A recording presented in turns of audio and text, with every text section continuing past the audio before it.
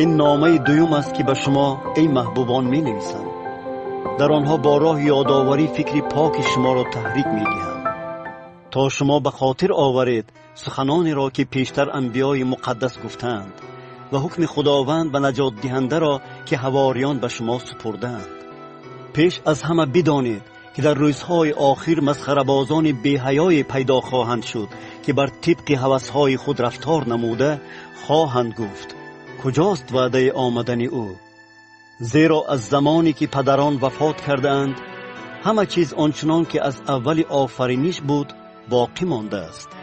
آنهایی که چنین گمان می‌کنند نمی‌دانند که در ابتدا با کلام خدا آسمان و زمین از آب و به واسطه آب ترکیب یافته بودند. بنابراین دنیای آن وقت در آب غرق شده به هلاکت رسید.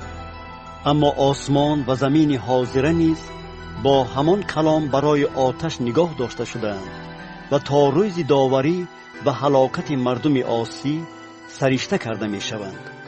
اما همین یک چیز از شما ای محبوبان نباید پوشیده باشد که در نظر خداوند یک روز مثل 1000 سال است و 1000 سال مثل یک روز.